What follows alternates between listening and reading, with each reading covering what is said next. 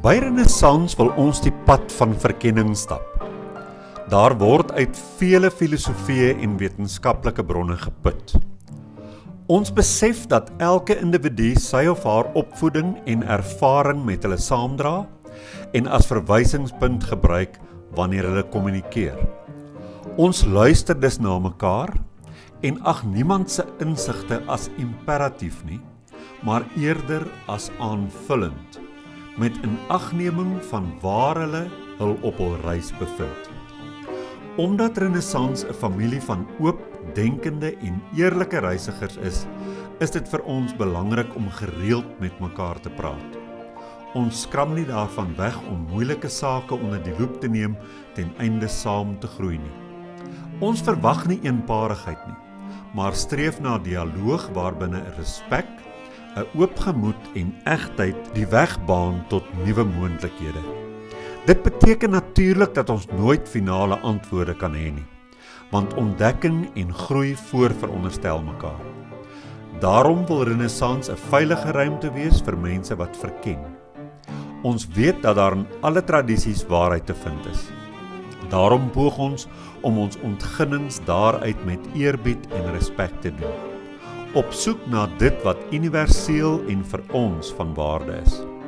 Ons waardes word gekenmerk deur openheid, egtheid, liefde en nederigheid en bovenal om nie te veroordeel nie. Renaissans bied 'n gemeenskap aan mense wat op soek is na ander wat die wêreld van spirituele verkenning met hulle kan deel. Of dit 'n fisiese gemeenskap is waarna jy op soek is, en of jy virtueel wil deelneem, Renaissans maak ruimte vir beide. Jy gaan nou luister na 'n opname van een van ons byeenkomste. Jy's welkom, neem deel, plaas jou kommentaar, geniet hierdie ervaring saam met ons.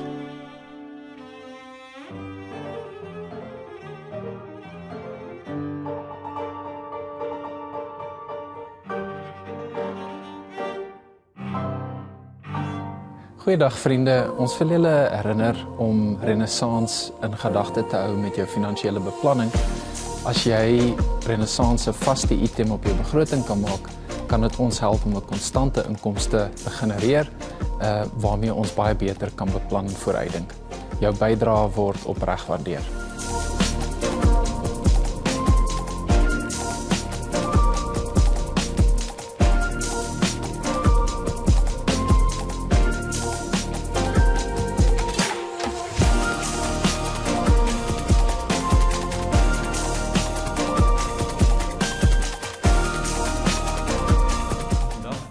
Hierdie vraag: waarom wag die mens nog altyd vir 'n redder deur alle eeue heen?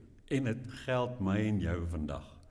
Ons wag vir 'n redder. En hierdie praatjie gaan oor archetypes en dit gaan oor persoonlike verantwoordelikheid en die hoop wat in ons leef. Want daar is iets besonders omtrent ons as mense. Ons kan maar net eenvoudig nie met 'n ding saamleef soos wat hy is nie. Hy moet beter word. Hy moet reggemaak word as hy stikkend is.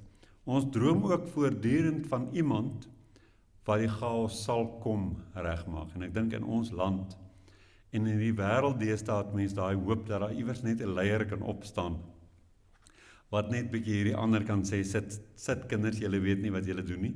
Ons kort 'n beter wêreld. Nou ek gaan weer daai storie vir julle vertel wat ek verlede week vertel het. Kom ons roep nou 6 mense uit 6 antieke beskawings hierso in vanoggend. En ons vra vir hulle hierdie een vraag. Nou hulle kom uit die Mesopotamiese beskawing, Egipte, die Assiriërs, die Perse, die Hebreërs, Indië, die Chinese, 'n klomp van hulle.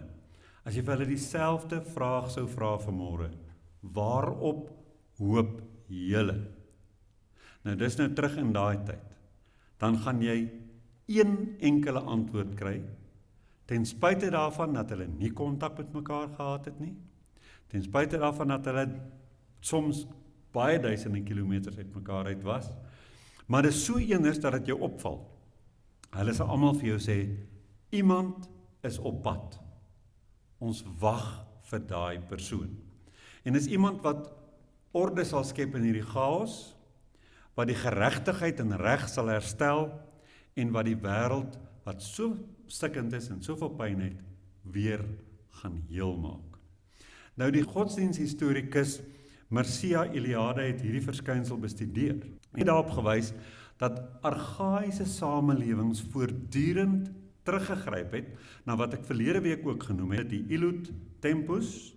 Dis 'n daardie tyd van oorspronklike volmaaktheid. Jy kan na enige een van die argaïese beskawings kyk. Hulle het in hulle vertellings so 'n tyd waar die wêreld volmaak was. Dit is met ander woorde geensins tot een enkele kultuur of godsdiens beperk nie.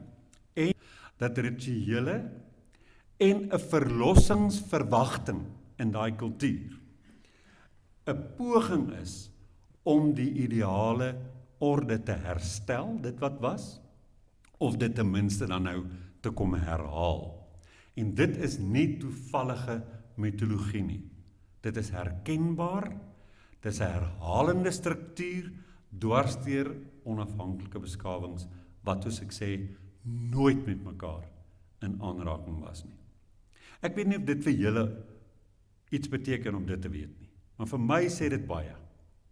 Dit sê baie van godsdiens en die kultuurverhale en die mitologie, dat hulle almal eintlik maar net dieselfde menslikheid verteenwoordigheid en dat dit nie een van hulle die reg gee om aanspraak te maak daarop dat hulle oorspronklik of uniek was of die enigste mense was wat in kontak was met God wat vir hulle hierdie goed vertel het nie. Dit lê in die mens dwars oor die wêreld.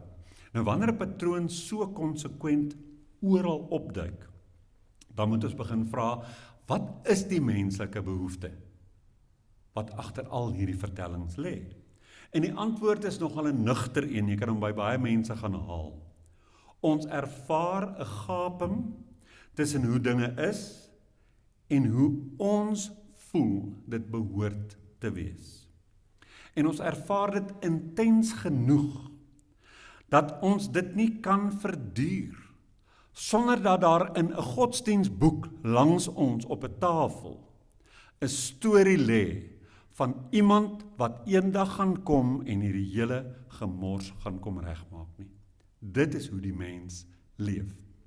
Dinge is nou so, maar dankie tog vir hierdie storie waaraan ek vashou. Iemand is op pad. Lyding, onreg en chaos skep daai diep, dis 'n byna biologiese verlange na 'n regstel van wat in hierdie wêreld aan die gang is. Daai verhaal leef oral.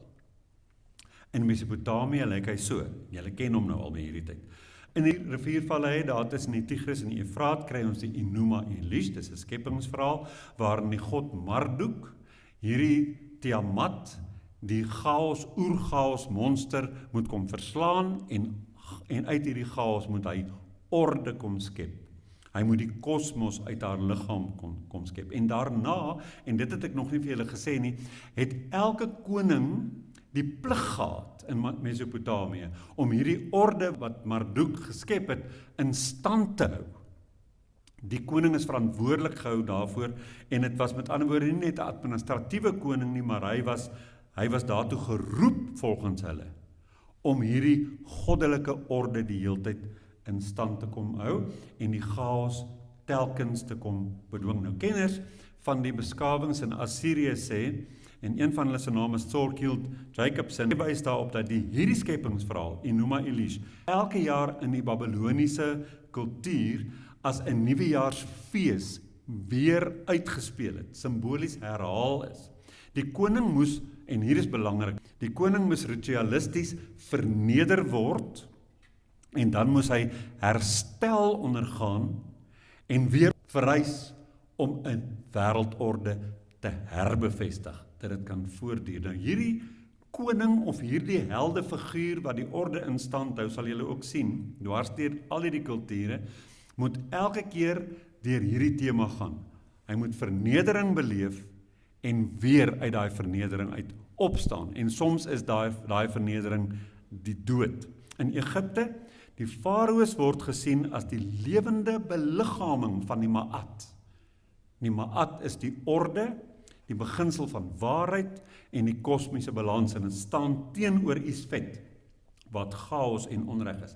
Nou wanneer die koning swak regeer, en hy doen nie hierdie ding nie, dan begin die Nyl hulle in die steek laat, die oeste misluk, en die kosmos self raak ontwrig. Hy is ook weer eens nie 'n politieke figuur alleenlik nie, maar vir hulle die Egiptenare 'n metafisiese waarborg, dat die heelal by mekaar sal bly. Soos 'n groot roeping wat op hierdie mens se skouers lê. In Persië, in die Zoroastriaanse tekste, die Avesta, ontvou daar 'n wonderlike kosmiese stryd vir die eerste keer ooit tussen 'n bose ryk en 'n goeie ryk van lig. Dis lig en duisternis, waarheid en leuen wat teenoor mekaar opgestel is. Twee gode, Ahura Mazda en Ahriman. Party noem hom Angri Manju. Maar dit was die voorloper van wat ons later in die Bybel ontdek het. En wat jy ook by Islam kry en so aan.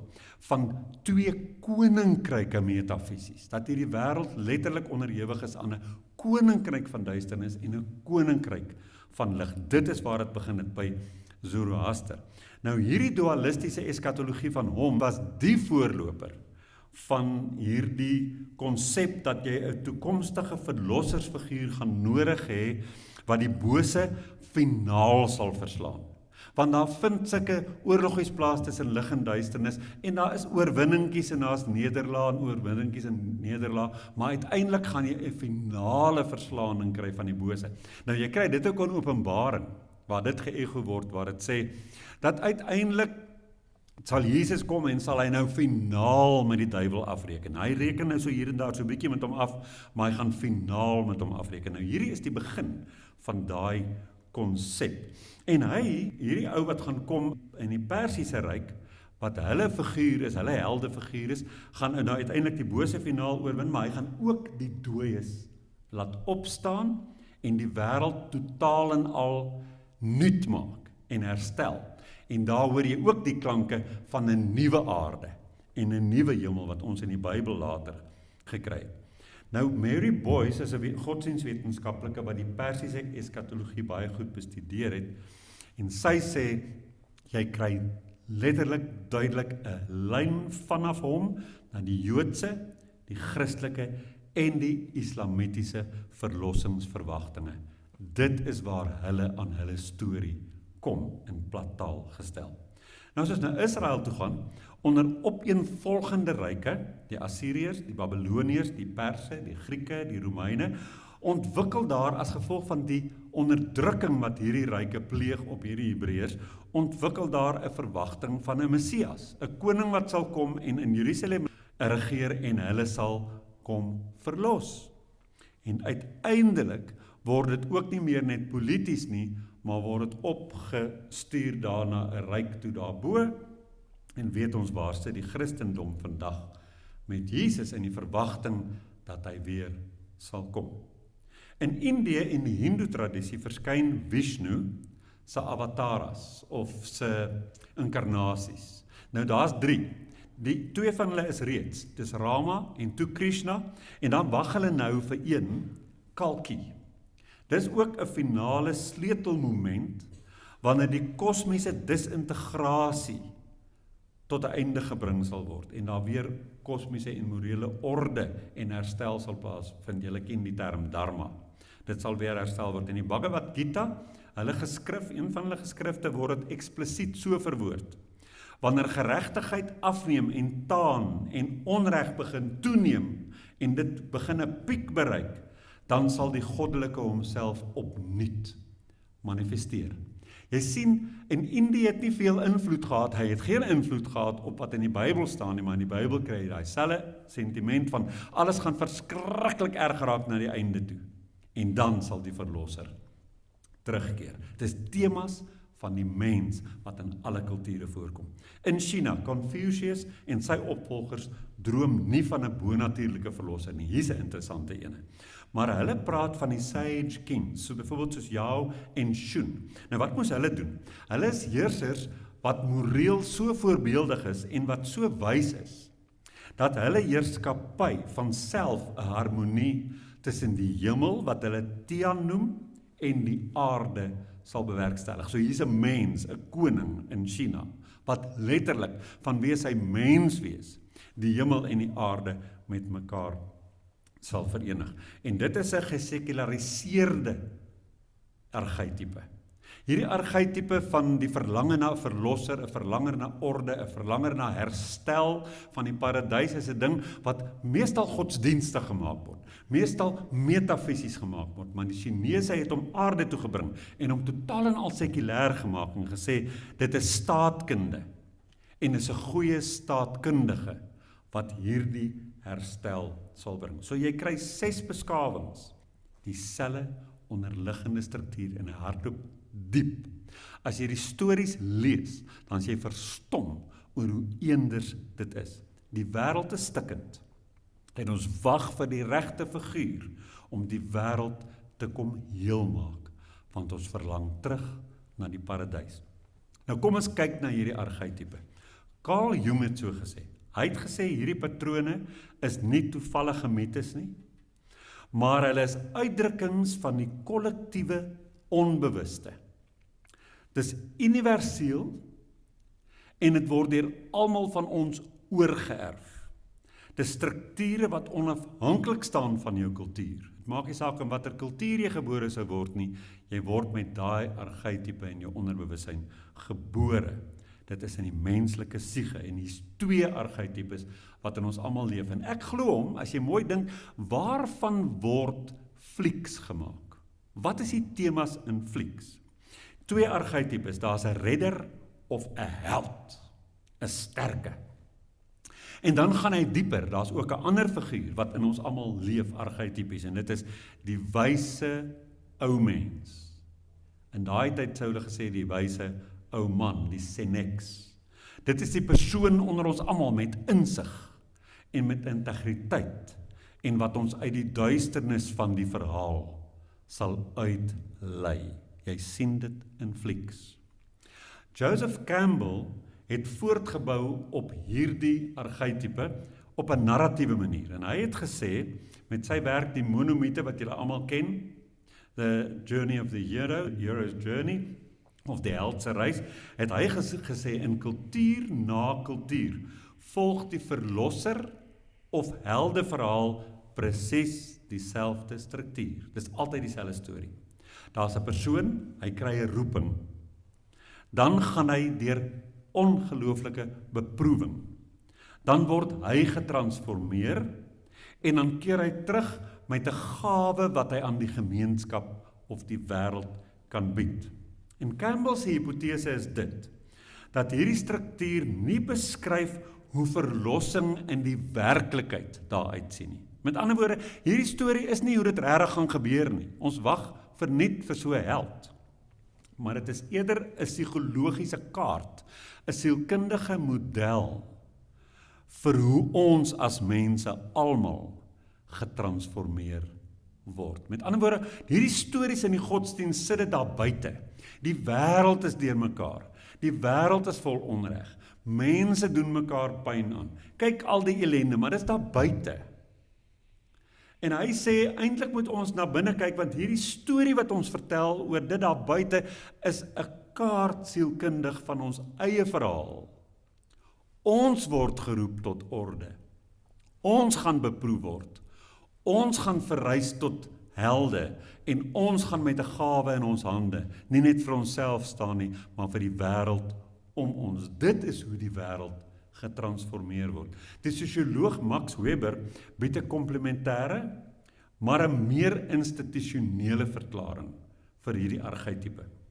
Hy beskryf charismatiese gesag as 'n vorm van leierskap wat ontstaan in tye van krisis.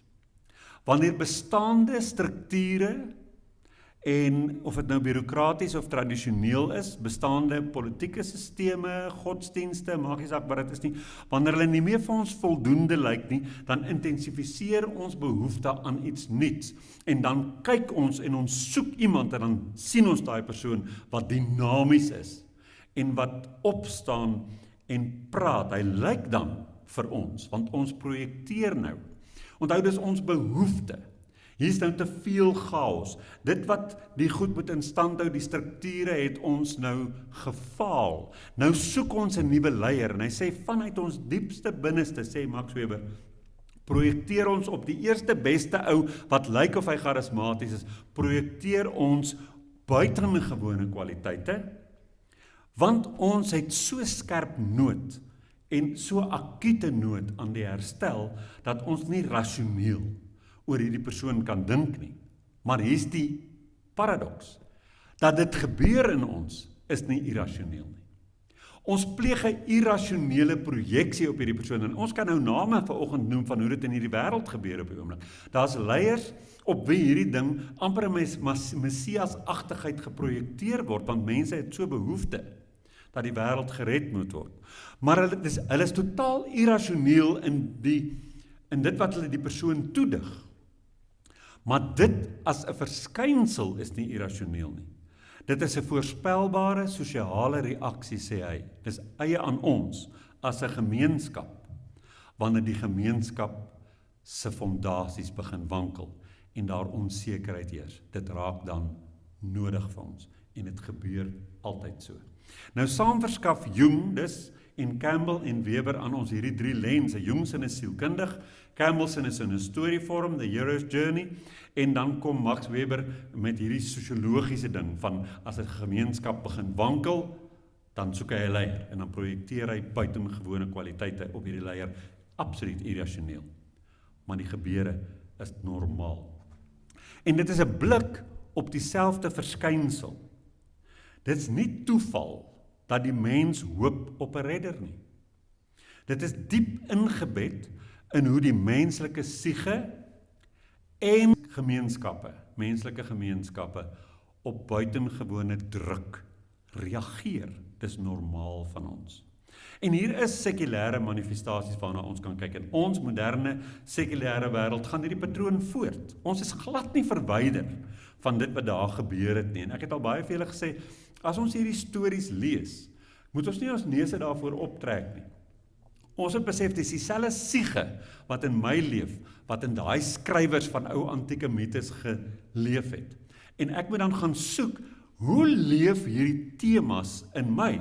Want ek kan ook oor myself iets leer en aanpassings maak en korreksies aanbring in my eie gedrag en denke hieroor. So in ons wêreld geleef het voort, maar dis nou net sonder 'n godsdienstige taal. Dis heeltemal 'n ander taal. Nelson Mandela verlaat die tronk. En dis nie net as 'n politikus nie, maar as 'n morele simbool van versoening. Wêreldwyd word hy so vereer. Marie Curie en Albert Einstein verskuif op 'n wetenskaplike vlak met deurbrake die grense van wat moontlik is vir die menslike ras, en hulle bring lewe vir mense. Sy verdring letterlik met haar radioaktiewe ontdekkings en goed, verdring sy die dood, lei sy die behandeling van kanker in.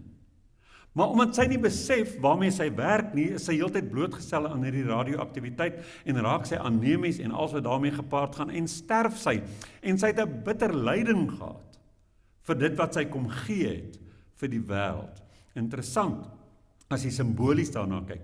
Dit wat sy gebring het na ons toe, maak vandag bestraling en al hierdie goeders moontlik, maar sy's dood as gevolg van dit wat sy gebring het. Sy het gelei vir dit wat sy gegee het.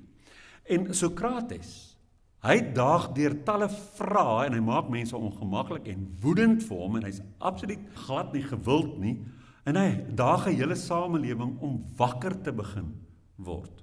So wat doen ons vandag sekulêr? Ons vervang die profeet van ouds met 'n visionêre leier. Ons vervang die wyse koning van ouds met Nobelpryswenners. Ons vervang die verlosser van ouds, vervang ons met tegnologiese deurbrake wat alles vir ons gaan verander. Die vorm bly identies. Dis net die woordeskat wat verander. Die gevaar van 'n ewige gewag egter En dit geld nou ons, vir 'n Mandela-figuur, of 'n nuwe leier vir ons land, of vir deurbrake tegnologies, wat sekere goed sal verander, sodat ons 'n beter wêreld sal hê. Maak nie saak wat dit is nie, hierdie gewag wat ons het, saam met al die antieke mense uit die mitologie, daar's 'n gevaar daagter. Want daar's 'n kritiese vraag wat ons vir onsself moet bly vra. Wat gebeur wanneer hierdie eg menslike hoop uitsluitlik buite onsself geplaas word? En ek wil vir 'n oomblik net hier stil staan en vra, ons met ons land. As jy nou vir jouself 'n grafiek kan opstel, vir hoeveel van jou hoop vir ons land, dat hy moet regkom, plaas jy in 'n nuwe regering? Plaas jy in iemand daarbuiten? En hoeveel daarvan lê binne in jouself? In die sielkunde beskryf Julian Rotter dit, en ons ken dit al, as die eksterne locus van beheer of van kontrole. En dit is die oortuiging wat in baie van ons leef, dat jou uitkomste in jou lewe, dat dit hoofsaaklik deur eksterne magte veroorsaak word. Dis die lewenslot, of dis ander mense, of dis omstandighede, of dis jou land. Dat jy glo dat dit gaan maar eintlik bepaal wat in jou lewe gebeur, eerder as jou eie handelinge. Nou, navorsing toon deurlopend baie sterk dat 'n eksterne locus geassosieer word met groter passiwiteit, met 'n laer veerkragtigheid, so dit neem al hoe meer van jou stamina om swaar tye te kan deurgaan en te kan, soos die kinders altyd sê, to bounce back. Neem dit weg. En dit maak jou vatbaar vir hulpeloosheid in jou siege. As jy iemand is wat 'n sterk geloof het dat die antwoorde daar buite lê. Daai gewag gaan 'n probleem veroorsaak in jou eie veerkragtigheid en in jou eie siege. En dit gaan jou passief maak. Nou, Martin Seligman, hy het werk gedoen oor aangeleerde hulpeloosheid, en hy het gewys hoe dat herhaalde ervarings van magteloosheid, met ander woorde, hoe meer jy magteloosheid ervaar, daai diep teleurstelling, jy het 'n locus van beheer gehad wat na buite gekyk het, jy het op iets gehoop wat moet gebeur, toe gebeur het nie, toe is jy teleurgesteld, toe vestig het net weer in jou hierdie magteloosheid, en jy word al hoe minder veerkragtig en al hoe meer moedeloos, en jy raak al hoe meer hopeloos. Hy sê, as jy dit baie maal herhaal in mense en diere, dan kondisioneer jy hulle later om glad nie meer op te tree nie. Selfs nie wanneer dit binne hulle vermoë is om op te tree nie. Hulle sit met die talent, hulle sit met die vermoëns, hulle het al die vaardighede, maar hulle doen naderhand niks meer om hulle eie lewens te verbeter nie, want daar het 'n magteloosheid in die siege ingekom, omdat dit begin het by 'n plek waar hulle te veel beheer oorgegee het aan dit daar buite, in plaas van om na hulle self te kyk as die agente van hulle lewe. Nou, as ons dit vertaal na ons tema toe vanoggend, dan lyk dit so, wanneer ons voortdurend wag vir 'n perfekte leier, of 'n ideale stelsel, of 'n historiese wending, dan ontken ons stilweg ons eie agentskap. So wat ek eintlik vanoggend vir ons oë dalk net vir 'n oomblik voor wil oopmaak, is dat ek en jy as 'n klein mensie, hier in ons klein hoekie, soos as ons kinders was gesing het, kan ons helder skyn.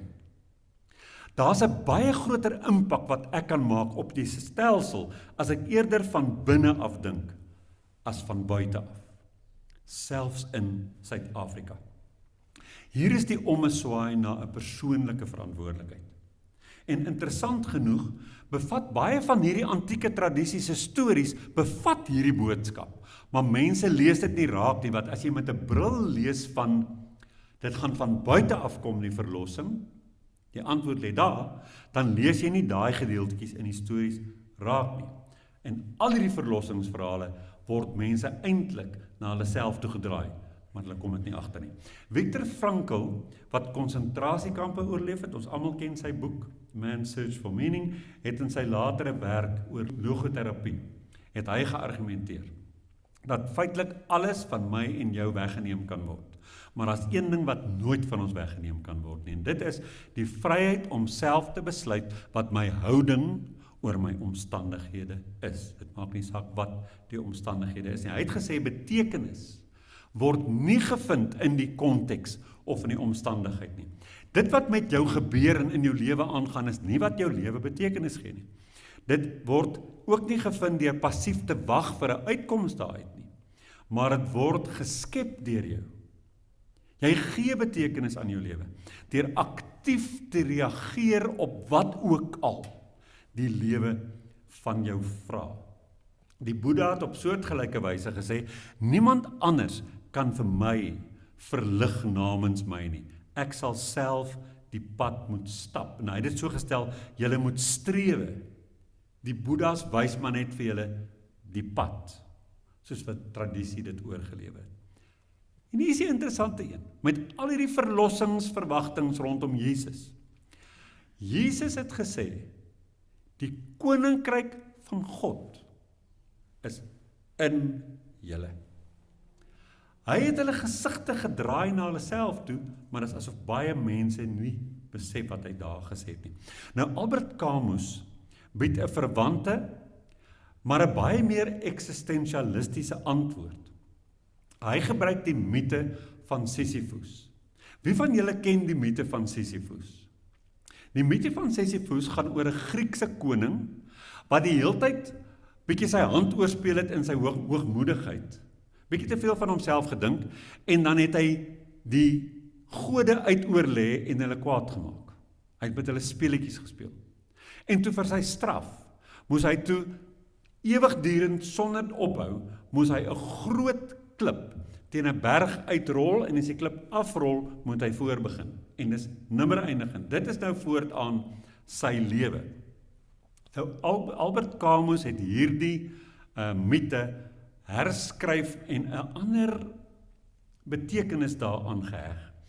Hy het gesê, hy verwerp iets soos wanhoop, want in hierdie mite, hoe lyk 'n lewe nou waar jy 'n groot klip rots moet oprol teen 'n berg en dit stop nie. Dit stop nie, die storie van Clara Villiers, maar sy het daarom klaar gekry, maar hierdie keer gaan dit nie klaar kry en dit hou net nie op nie. Die bulde rol weer af en jy moet weer begin, dit hou aan en aan en aan. En ek onthou daar was 'n fliek gewees, so 20 jaar gelede, wat gegaan het oor van die kampe, van ou Hitler se kampe, waar hulle klippe so moes dra. En ook vir geen rede nie, net die klippe dra, deur die kamp die heel dag. En dan, wat gebeur in die siege van 'n mens as jou lewe so sinneloos raak, dat jy iets moet doen soos om 'n klip hiernag te gaan neersit en daai een te vat om hier neer te sit, en môreoggend staan jy op en jy moet weer net dit doen, en daar is regtig nie 'n groter prentjie nie. Nou in hierdie opset sê Albert Camus toe, ek verwerp beide wanhoop, want hier is nou wanhoop. Hierdie mite sê jy gaan nou nooit weer iets anders met jou lewe doen as om hierdie klip teen die berg op te rol nie. Dis nou hoe jou lewe lyk. Party vrouens sê dit voor die skottelgoed wasbak of voor die stoof is alweer etenstyd. Dit hou net nie op nie. 'n Vrou se werk hou net nie op nie. Maar dit gaan nie op nie. Hy sê ek verwerp die konsep van wanhoop. Dit kan nie in jou wanhoop veroorsaak nie. Maar ek verwerp ook die konsep van 'n valse hoop dat ek hiervan verlos gaan word. Want dit gaan vir altyd aanhou. En sy voorstel is iets baie interessant. En hy speel met woorde en ek hou van hoe hy met woorde hier speel. Hy sê, my voorstel is opstand. Maar nie 'n opstand wat sê, ek sal nie verder hierdie klip rol nie. Nou kan die man en kinders maar hulle eie kos maak nie. Dis nie daai soort opstand nie. Die opstand gebeur hier binne, waar jy sê, ek gaan dit voluit doen. Ek gaan dit met waardigheid doen. Hy sê, en om die lewe met daai soort van opstandige voluitgang en waardigheid te benader, is om volkome heel te word. Dit is hoe 'n mens betekenis in jou lewe te kry. Jy hoef nie 'n verlosser te ontken of te weier om nie passief te wag nie. Met ander woorde, sê nou maar net, iemand gaan jou omstandighede vir jou verander. Wonderlik, maar dis nie waarvoor jy wag nie. Sê nou maar net, dit gaan nog al hoe erger raak.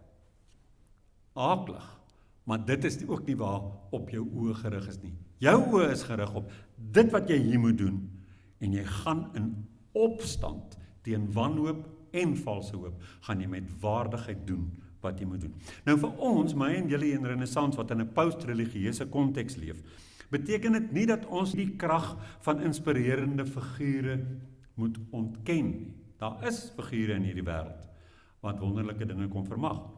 Maar dit beteken bloot dat ons dit nie as 'n verskoning sal aanbied vir passiwiteit nie. En dit is 'n probleem. Ek het dit verlede week gesê. Die grootste vyand daarvan dat ons hierdie wêreld beter maak, is die hemelgedagte. Dink bietjie mooi daaroor.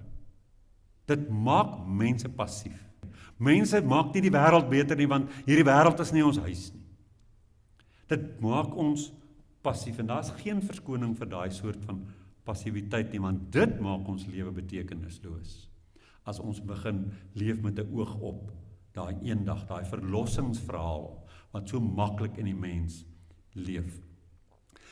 Eintlik wil ek vanoggend voorstel, en hiermee gaan ek afsluit, dat daar 'n praktiese verlossingsverhaal in my en jou gebore sal word. Dit word 'n saak van praktiese selfleierskap. Neem jouself en lei jouself na daai plek toe, om met 'n groter bewustheid van wat om jou aangaan te leef. Toe te laat dat integriteit jou die hele tyd stuur, en dan kreatief te begin raak met die lewe en ook die dinge om jou. Om verantwoordelikheid te neem vir jou eie denke, jou eie reaksies en jou eie keuses in die konteks waarin ons vandag leef. En laastens, om in jou daaglikse kring, en dis nie net die mense wat jy ken nie, maar al die mense met wie jy gaan oosluit en vir wie jy gaan sien of net vinnig en vlugtig gaan praat, om klein, konsekwente dade van helderheid, deernis en moed uit te leef. Dit is nie 'n verwerping van die archetype nie, want die archetype leef in ons. Ons wil 'n leier hê, ons wil verlossing hê, maar jy is daai leier. Dit is net 'n archetype wat dan na binne toe skuif. En jy wag nie meer vir 'n figuur wat kom nie, maar jy kom agter, hier vind 'n verandering plaas, want hierdie is 'n vermoë om die verlossing te bewerk, wat in jou tot wording kom. Ek gaan dit ten slotte herhaal. Nou word hierdie verlossingsverhale 'n saak van praktiese selfleierskap. Om met groter bewustheid, met integriteit te leef, toe te laat dat jou kreatiwiteit jou stuur. Om verantwoordelikheid te neem vir jou eie denke, jou eie reaksies en jou eie keuses. En om in jou daaglikse kontak met mense, klein, maar konsekwente dade van helderheid, deernis en moed uit te leef. Dit is nie 'n verwerping van die verlossingsstorie nie. Die archetype skuif net binne toe. Ek wag nie meer na buite vir 'n leier om dinge te verander nie. Ek word die leier wat in my sien hoe die vermoë om die verlossing te bewerkstellig tot wording kom. Johan sê altyd, hoe eet jy 'n olifant? Happie vir happie. Elke klein daad van my en jou wat uit hierdie plek ontspring, sal selfs Suid-Afrika sy hele gees en sy hele ethos en ons menseverhoudings en alles lig van die grond af. So my vraag vanoggend is, wag ek vir verlossing? Wag ek vir 'n beter Suid-Afrika? Wag ek vir 'n Suid-Afrika waar daar meer liefde en verdraagsaamheid en minder moord en doodslag is? Doen ek niks, omdat ek wag dat iemand anders dit kom doen? Of spring ek in en elke klein daadjie van my, elke klein optredetjie, elke keer wanneer ek teenoor iemand iets doen, op die pad, by die huis, in die winkel, oral, bring ek 'n klein skuif wat ons kollektiewe siege verander en ons red dalk net ons nasie van al die haat en nait. Ek word die verlosser. Dit was vandag my. Goeiedag vriende, ons wil julle herinner om Renaissance in gedagte te hou met jou finansiële beplanning. As jy Renaissance 'n vaste item op jou begroting kan maak, kan dit ons help om 'n konstante inkomste te genereer, waarmee ons baie beter kan beplan en vooruitdink. Jou bydrae word opreg waardeer.